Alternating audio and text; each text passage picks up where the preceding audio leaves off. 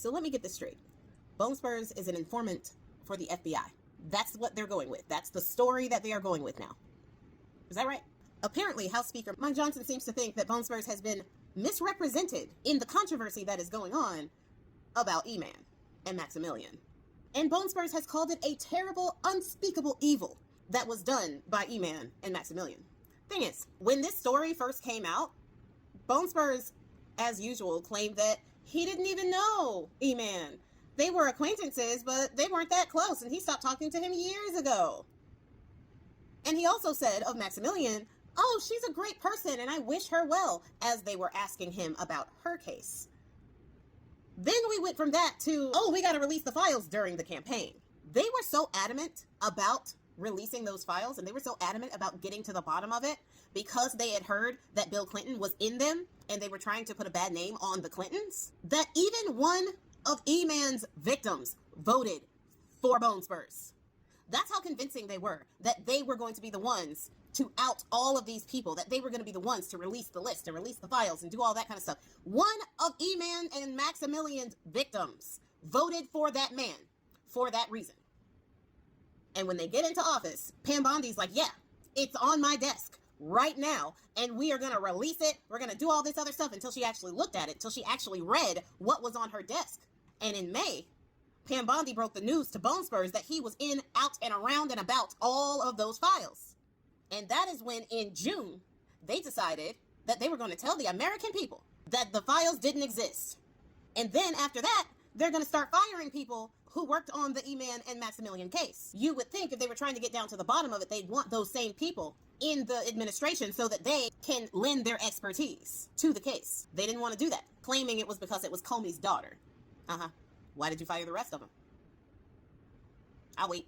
Now, they're trying to paint Bone Spurs as some type of hero here, but he has been a hindrance to this whole thing for the entire time.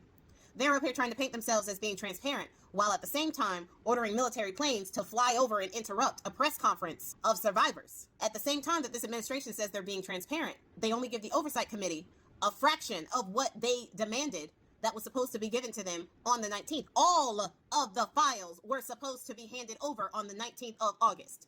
All of them. They only gave 33,000 files. And out of those 33,000 files, 97% of that was stuff that was already pre-released. Only 3% was new information, and it didn't have anything of true substance. But they're being transparent. And when Thomas Massie and Ro Khanna decided to force a resolution to the floor, it was seen by Bone Spurs and his administration as a hostile act. Why would making you release the files that you first said existed, then said didn't exist, then said was too bad to release, and then said we are releasing them, so there's no need for this resolution, why would making you actually release all of the files that you have be a hostile act? Is it because it has come out that Bone Spurs' name is being scrubbed from the files? That they have upwards of 1,000 agents combing through the files to scrub his name out of every single bit of those files? And they are literally trying to buy time so that they can complete that task. Is that it, perhaps? And stories like that aren't even tricking his base anymore. There are some, I'll admit, that are still up in my comments trying to protect this P3PO. However, this is a line in the sand. These are the people who were QAnon and pretend to care about children. Like, that's their whole shtick, is pretending to care about children, while they also vote for politicians who take away their healthcare and food. But I digress. But the biggest thing about this whole informant thing, and the reason why I know it's just a load of bull and something that they literally just made up, is because nothing changed. Nothing changed legally to make them be able to disclose this now versus before. If Bone Spurs was an informant, we would have known about it well before now.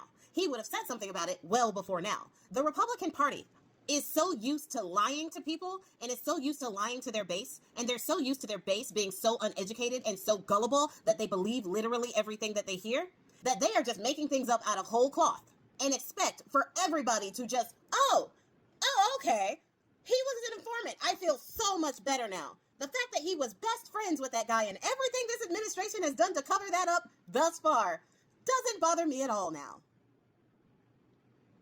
Give me a break.